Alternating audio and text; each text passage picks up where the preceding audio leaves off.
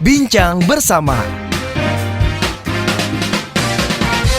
Halo Sobat Listeners, apa kabar Anda? Ketemu lagi bersama saya Daryl Adam, kali ini di podcast Bincang Bersama. Nah, seperti biasa kita akan ajak Anda untuk belajar ya.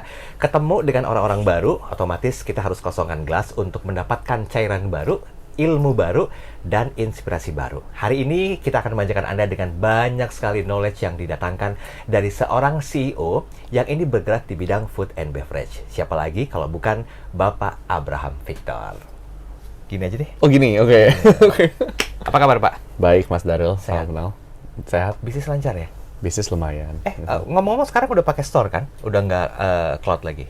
Kita ada satu store, 93 cloud. Jadi masih kebanyakan cloud, ya. Oke. Masih kebanyakan cloud ketimbang store-nya. Iya. Itu strategi atau gimana sih? Emang sengaja, kita kan dari awal mulainya delivery, bisnis utama kita delivery. Jadi ya itu yang bisnis yang kita mengerti, yang ada store, yang offline itu kita masih belajar. Oke. Berarti sebetulnya store itu nanti diharapkan sebagai apa nih? Penunjang aja atau bagaimana? Enggak, jadi kita kan pengen jadi company yang nggak cuma hadir di online, tapi pengen menjadi bagian dari kehidupan sehari-hari orang-orang kan. Jadi ya udah pasti di masa depan kita pengennya tuh ya hadir di semua sisi, nggak cuma dari format delivery, tapi juga di format offline, dine-in, semuanya deh kita pokoknya. Tapi ya kebetulan mulainya delivery aja. Yes. Awalnya seperti apa nanti kita bahas di edisi berikutnya ya. Tapi begini Pak Abraham Victor, saya sedikit mau mengulik lebih jauh tentang sisi kepribadian seorang Bapak. Oke. Anak keberapa dari berapa saudara? 1 dari 2. 1 dari 2. Iya. Yang kedua cewek atau cowok juga? Cewek beda 14 bulan. Oh. Iya. Jaraknya pendek ya? Lumayan ya. Oke. Asli mana? Mama saya bilang katanya kalau nanya soal KB jangan nanya dia, makanya katanya. Iya, saya juga nggak nanya sih. Kebobolan. Enggak lah, nggak kebobolan. Tapi kan itu pintu rezeki juga ya. Betul. Pak Abraham, kepikir nggak sih menjadi sosok seperti yang sekarang ini? Kepikiran dari umur berapa nih maksudnya? Ya mungkin dari kecil. Karena kan kalau anak-anak kecil kan ditanya, mau jadi apa gedenya? Jadi dokter, jadi pilot, jadi segala macam. Nah, ketika Pak Abraham sudah mulai mengerti tentang cita-cita, bisa kepikir nggak jadi CEO seperti sekarang ini, CEO Hungry lagi? Mungkin waktu saya kecil banget ya, waktu sampai SMP, itu saya sebenarnya cita-citanya pengen jadi ilmuwan dulu. Jadi karena saya suka baca-baca buku, dulu ada namanya Apa Ini Apa Itu. Dulu tentang antariksa, tentang Betul. segitiga bermuda, terus saya jadi penasaran tuh kayaknya jadi ilmuwan enak deh. Tapi waktu saya SMP, SMA, saya mulai ke expose tuh sama yang namanya, ternyata hidup tuh butuh duit ya. Terus saya ngeliat teman-teman saya ada yang lebih kaya, terus jadi mikir kayaknya mendingan jadi orang kaya deh kayaknya.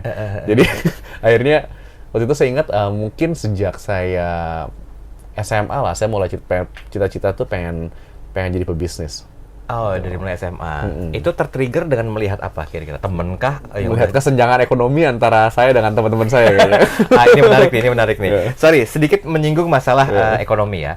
Dari keluarga yang biasa saja. Mungkin kalau kita ngeliat konteks Indonesia, mungkin keluarga saya upper middle class ya. Oke.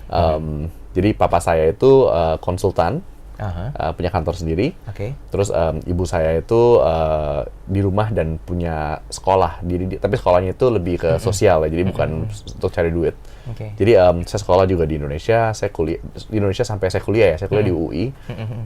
Jadi mungkin ya secara pendidikan juga tidak kekurangan sebenarnya. Jadi harusnya sih nggak terlalu parah sih masa kecil saya. Oke. Tapi kan aneh ya ketika seorang anak yang kebanyakan kan zaman dulu kan menduplikasi orang tuanya jadi konsultan. Ini kok kenapa enggak gitu loh? Mungkin karena saya memang mungkin ya Tuhan kan kasih talenta dan ketertarikan beda-beda ya. Iya. Jadi hal-hal yang mungkin menurut orang-orang waktu itu menarik, kayak misalnya waktu saya kuliah ya, teman-teman saya tuh pada pengen masuk korporasi, join perusahaan besar gitu. Kalau saya tuh suka hal-hal yang unpredictable. Jadi misalnya kalau saya dikasih tahu bahwa lu akan kerja 10 tahun lagi akan misalnya jadi manajer atau jadi direktur.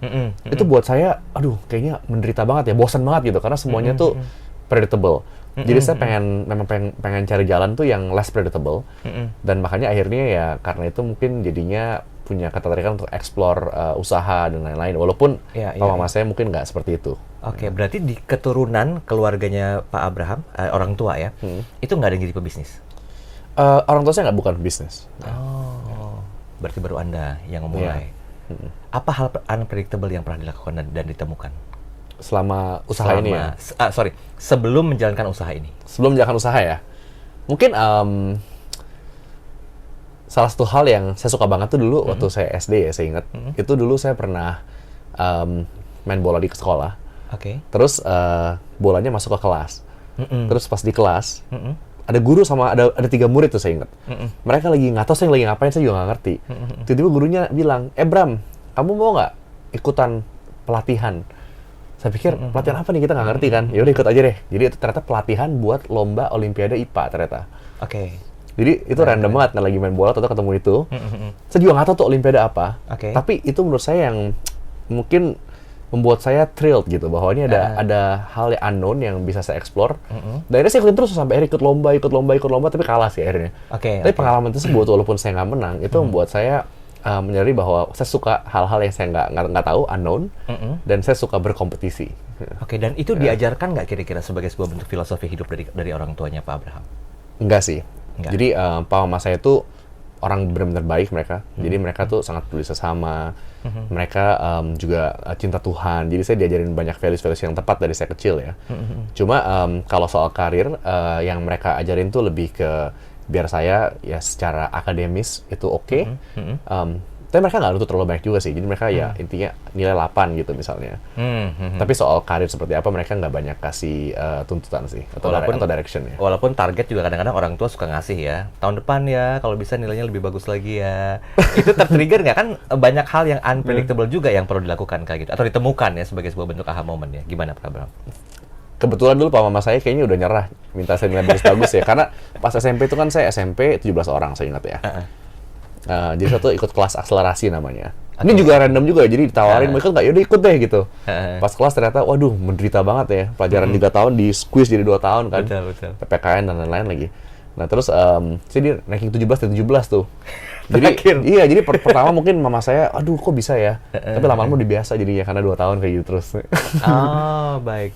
Jadi secara akademisi yang penting cukup lah ya untuk mempredikatkan diri. Gue pernah kuliah, gue pernah ngajar pendidikan yang UI kan juga sebuah institusi pendidikan yang ya nggak asing dan juga nggak aneh lagi untuk banyak orang masuk ke situ ya Pak Abraham ya. Iya. Mulai bisnis tahun? Saya mulai pertama kali bisnis itu pas kuliah. Di tahun keempat waktu itu. Oke. Itu bisnis pertama saya.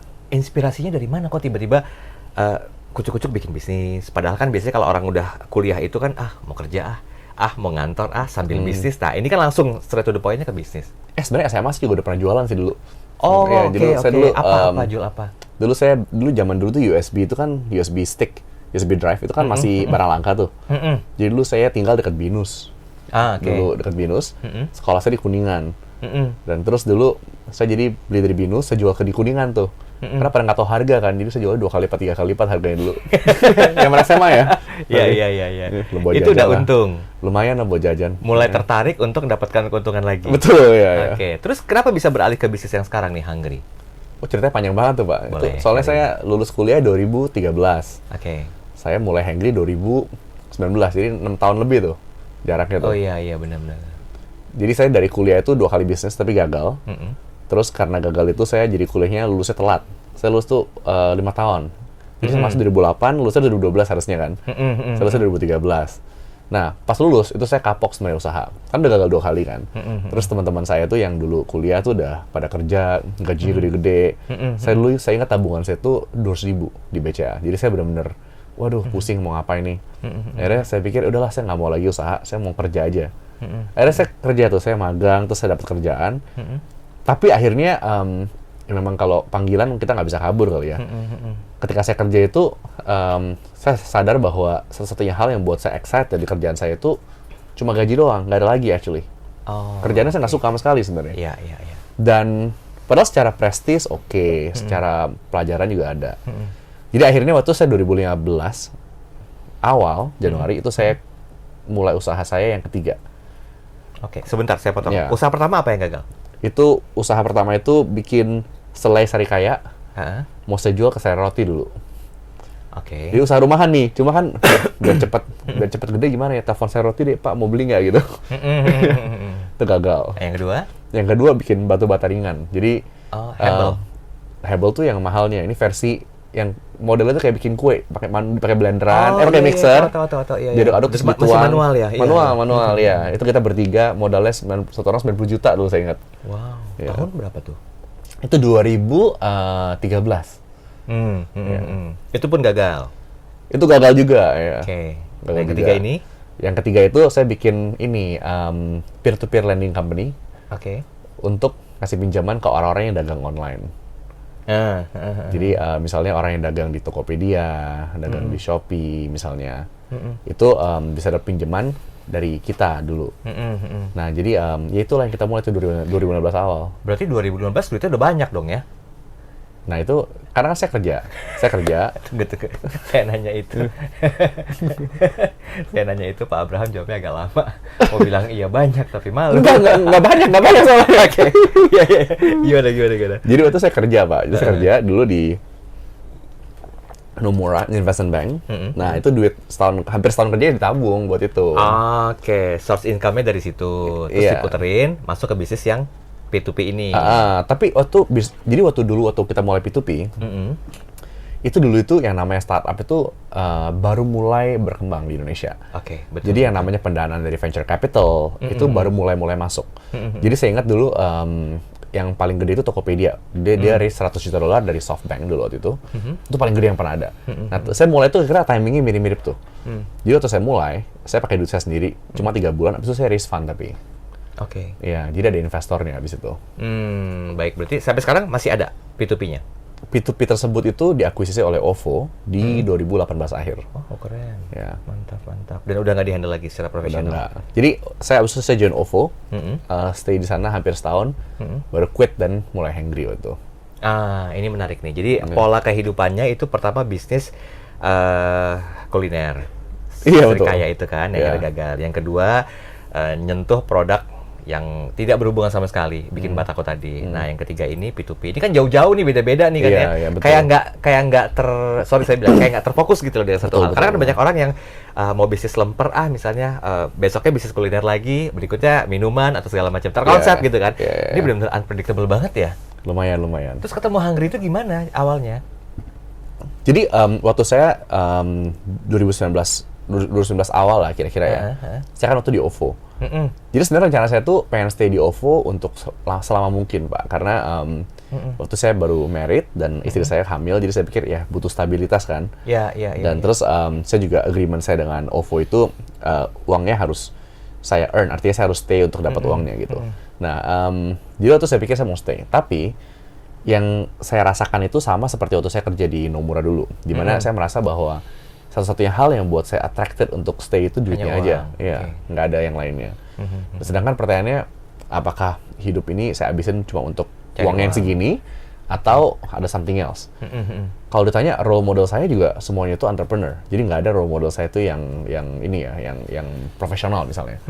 Dan akhirnya saya sadar bahwa kayaknya memang yang saya benar-benar pengen itu jadi entrepreneur. Tinggal pertanyaannya bikin apa gitu. Jadi tuh saya quit dulu, Oke. baru mikir mau bikin apa. Nah, waktu saya mikir-mikir itu, satu hal yang saya pengen itu adalah bahwa saya pengen ngerjain sesuatu yang nggak cuma secara opportunity gede, tapi juga something yang saya suka banget produknya. Dan saya tuh suka banget makan sebenarnya. Jadi saya benar-benar bukan cuma makan buat hidup, tapi benar-benar hidup tuh buat makan. Dan dapat duit. Gua tuh belum dapet duit tuh, gua tuh belum mulai soalnya. oke, Ya, oke, jadi oke. tapi saya pikir, wah kenapa nggak kerjain makanan ya? Akhirnya baru cari-cari bisnis model yang cocok, pikirin idenya, akhirnya mulai tuh hangry. Karena ya itu, saya pengen bikin sesuatu yang bukan cuma bisa jadi gede, tapi secara produk saya bisa enjoy.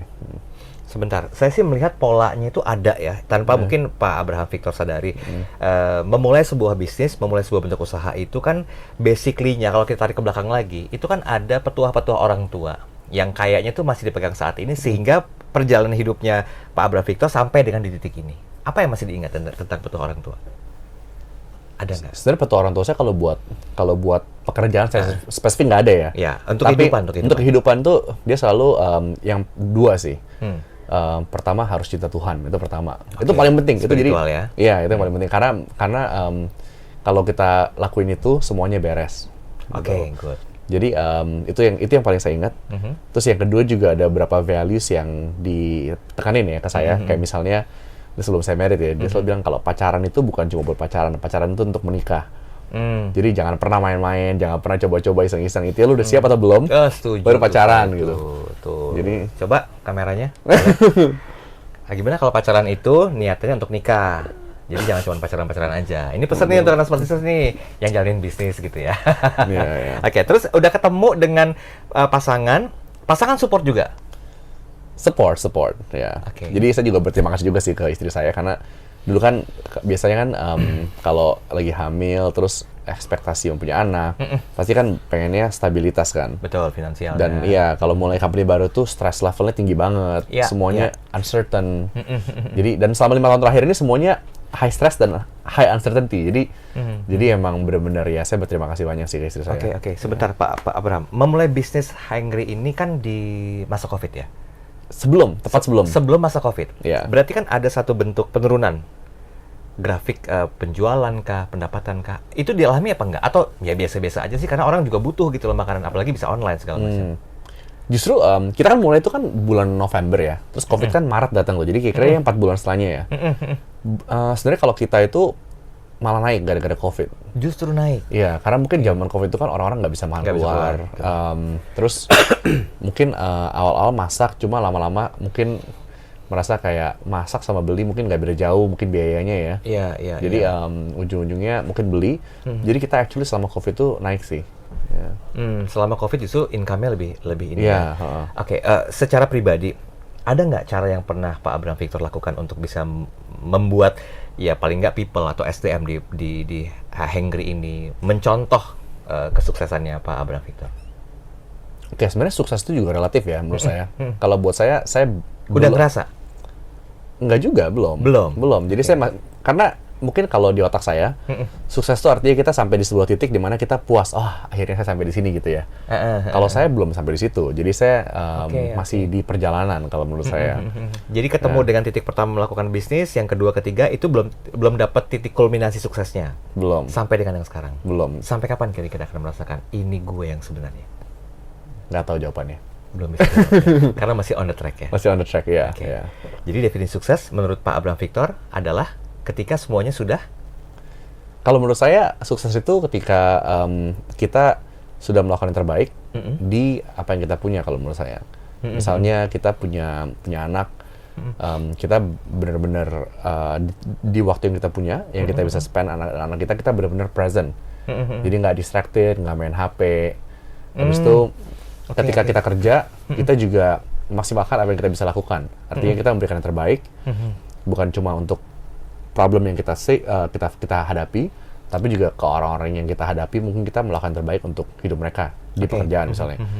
Menurut saya mungkin itu sukses kali ya, karena kalau kita ngomong nominal tertentu, misalnya gini, ketika saya sekarang punya $1 miliar misalnya, tapi saya orang yang asshole, terus mungkin kalau orang ketemu saya bawaannya pengen gebukin saya karena mungkin banyak nyebelin gitu ya. Mungkin itu juga bukan sukses buat saya.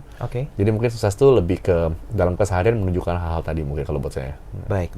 Saya boleh izin masuk ke ranah pribadi? Boleh dong. Keluarga ya. Berapa putra-putri sekarang? Saya punya 2 anak, 1 cewek dan 1 cowok. Usia? 5 dan 2. Oh, masih kecil ya? Lumayan ya. Ditanamkan nggak sih jiwa-jiwa entrepreneur sedini mungkin? Waduh. Misalnya, walaupun 5 tahun ya. Yeah. Ayo kita main jual-jualan atau belanja-belanjaan. Kan itu secara tidak langsung kita udah menanamkan jiwa entrepreneur. Jadi ngejual, papanya pura-pura bayar, mamanya yang beli, atau gimana. Ada nggak simulasi seperti itu yang pernah dilakukan tanpa disadari? Mungkin nggak, tapi yang saya coba tanamin itu lebih ke cara untuk biar mereka punya curiosity. Artinya mereka punya penasaran untuk mencoba, dan juga untuk values untuk mereka itu nggak takut gagal, nggak takut intinya. Jadi kalau misalnya mau berenang, kalau mau lompat aja silahkan gitu. Oke. Ya. Kalau mau main musik misalnya, mau main piano misalnya, main aja silahkan gitu. Kalau mau main rollerblade, main apa sih, sepatu roda, silahkan aja main gitu. Jadi mungkin lebih ke itu sih. Karena menurut saya entrepreneurship itu sebenarnya sih, bukan jualan ya. Betul. Apa kira-kira pesan yang diharapkan bisa didapat sama putra-putri nanti ke depan? Kan pasti mereka punya kemampuan kapabilitas untuk mengingat hal itu ya. Sebenarnya jujur kalau menurut saya paling penting itu ya orang tua saya tanamin ke saya sih. Cinta Tuhan tuh menurut saya nomor 1. Semuanya itu secondary menurut saya. Tapi kalau kita ngomongnya secondary tadi, menurut saya yang saya pengen itu untuk putra-putri saya itu bisa punya curiosity untuk explore dan nggak takut gagal. Karena menurut saya hidup itu, kalau kita hidup waktu kita mati itu gagal, itu actually nggak masalah. Gagal menurut orang-orang lain ya. Tapi yang sedih itu kalau kita hidup, tapi kita look back dan merasa kayak, aduh coba gue cobain A, B, C, dan D yang nggak pernah gue cobain karena menurut kita tidak aman ataupun penuh Takut resiko. gagal. Ya, itu yang menurut saya lebih sedih kalau menurut saya. Oke, berarti sebenarnya udah ditanamkan pelan-pelan ya Pak Abraham ya kepada putra-putri ya. Iya, masih kecil tapi ya, jadi nggak tahu Iya. yang nyangkut berapa tuh kita nggak tahu. Iya betul. Karena saya juga sadar bahwa kemampuan mengingat mereka itu akan tertanam gitu loh. Apalagi sosok ayah sendiri yang mengajarkan hal itu. Baik, saya mau nanya tentang bisnis, boleh ya? Boleh Sedikit dong, boleh ya. Dimulai sebelum pandemi COVID-19, saya tanya tadi ketika pandemi malah naik. Akankah ini bertahan sampai dengan masa yang Anda tentukan? Kalau sejauh ini, kan COVID itu kan sebenarnya lockdown itu sampai 2021 ya. Iya. Setelah itu kan udah mulai terbuka semuanya. Kita sih ya thank God sampai sekarang masih terus growing. Jadi, tapi bisa juga gini ya Pak, kita kan mulai kecil nih. Kalau dari kecil ya, the only way kan up kan. Betul. Jadi, kita sih masih growing terus sih kalau sekarang ya. Iya. Dan nanti akan sampai di puncaknya yang tertinggi ya. Kalau menurut saya sih, negara kayak Indonesia gede banget ya. Di Filipina aja bisa ada perusahaan F&B yang omsetnya 2,5 miliar US tahun, Jollibee kan. Di Indonesia itu semua pemain itu masih kecil sebenarnya. Jadi ya menurut saya masih jauh sekali sih puncaknya. Oke. Pak Bram Victor, pesan yang mau Anda sampaikan kepada Smart Business di sesi ini saya sengaja menanyakan hal ini. Karena banyak orang yang kerja itu kan semata-mata cari uang. Tergiur dengan uang. Gila gajinya gede banget, fasilitasnya ini. Pokoknya it's all about material. Anda tidak melakukan hal itu. Tapi Anda percaya banget bahwa dengan proses yang kita jalanin, otomatis semua itu akan kita dapat. Gimana memanage prinsip hidup itu? Mungkin sekedar klarifikasi, saya bukan tidak peduli uang ya. Saya peduli uang. Oke. Karena kita semua butuh uang kan. Betul. Tapi menurut saya uang dan skill itu berbanding lurus. Biasanya artinya kalau kita di bidang kita punya skill yang kita tuh misalnya top 1% atau top 0,1% dari market. Uang itu tidak mungkin nggak banyak, nggak mungkin. Karena supply demand. Artinya kalau kita very skillful at what we do, orang seperti kita kan nggak banyak. Maka uangnya jadi banyak. Karena kan semakin dikit pilihannya, semakin banyak uangnya gitu. Iya. Jadi makanya menurut saya fokus kita itu harus ke developing skill dan menjadi top 0,1% di bidang kita. Tapi untuk bisa kayak gitu harus kita suka bidangnya. Kalau nggak menderita banget kan, udah berusaha keras untuk jadi nomor 1, tahu-tahu nggak suka lagi bidangnya. Jadi poinnya lakukan apa yang kita suka dulu ya di bidang yang kita suka. Betul. Itu otomatis akan bertumbuh atau tidak dari pengalamannya Pak Abraham? Kalau kita pilih yang kita suka, menurut saya kita punya sistem yang mendukung untuk kita terus-menerus mencoba dan belajar. Kayak misalnya gini, kita kalau suka main Dota nih dulu ya, main game. Iya, ingat. Nah, terus saya senang banget tuh belajar gimana biar lebih jago lagi. Jadi di waktu luang saya nonton video Dota. Ketika baca artikel Dota. Jadi saya berusaha membrainwash saya sendiri biar saya terus improve kan. Iya, mengasah skill terus ya. Betul. Jadi menurut saya kalau kita punya passion tuh kayak gitu, otomatis. Jadi di luar kerja pun kita akan cari cara untuk jadi lebih baik lagi. Dan itulah yang membuat orang-orang itu jadi top 1%, top 0,1% di bidangnya.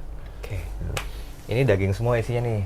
Cuma saya mau tahu nih dari kesibukannya Pak Abraham Victor ngelola bisnis, ngatur keluarga juga sama pasangan. Me time Anda tuh apa sih sebetulnya? Me time ya? Saya suka makan sih, Pak. Nggak jauh-jauh juga ya? Nggak. Oke. Me time yang saya tanyakan, me time Anda apa? Makan. Selain itu apa? Jujur, hobi nomor satu Hanya makan. Nomor satu saya hobinya makan, Pak. Jadi saya dari 7 malam dalam seminggu itu saya makan keluar sama teman-teman. Itu 2 kali. Tapi saya biar produktif gini, Pak. Jadi saya juga ketemu orang-orang yang saya juga enjoy spending time with them ya. Jadi makannya enak, orangnya juga enjoy dan belajar juga dari mereka. Jadi ya sekali tepok 2 nyamuk gitu. Itu sih hobi saya, Pak. Saya juga suka. Lebih ke situ. Iya. Walaupun sama keluarga juga hobinya itu, sama me time ya. Kalau sama keluarga kan tergantung anak saya maunya main apa misalnya. Kalau saya ngedate sama istri saya juga sama sih, makan.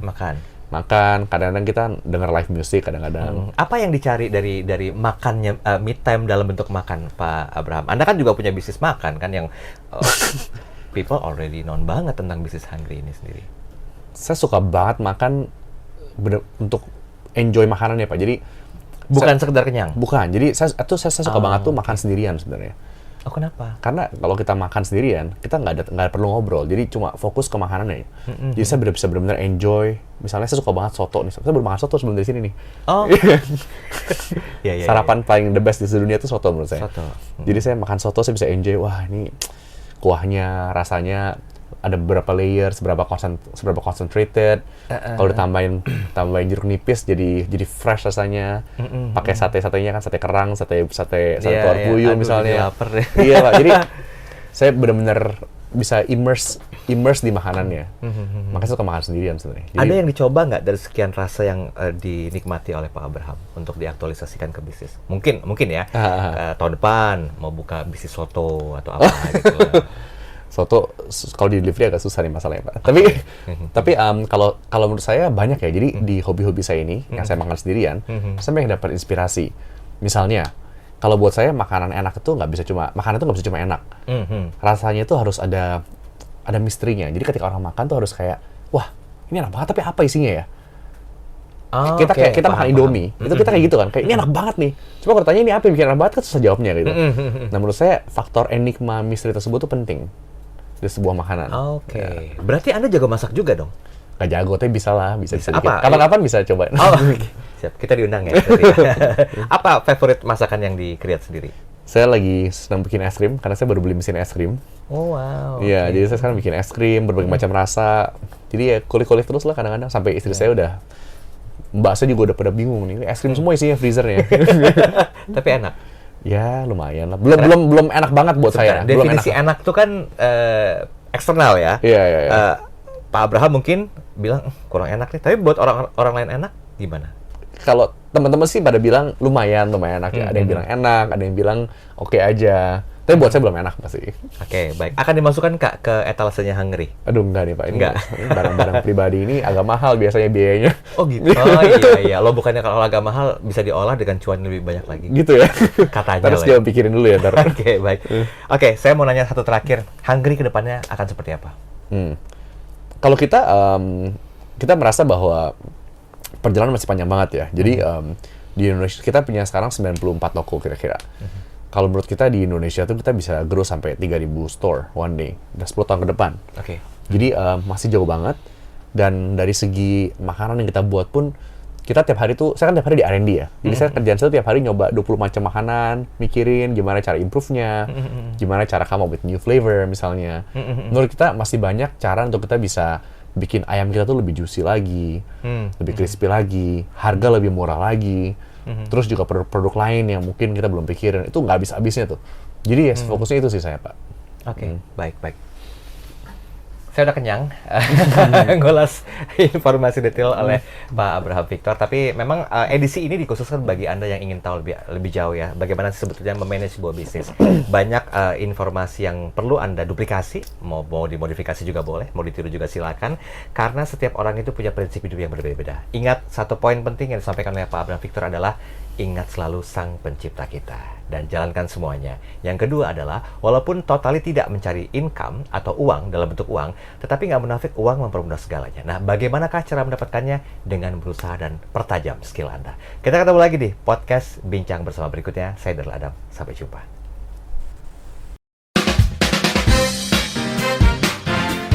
Bincang Bersama.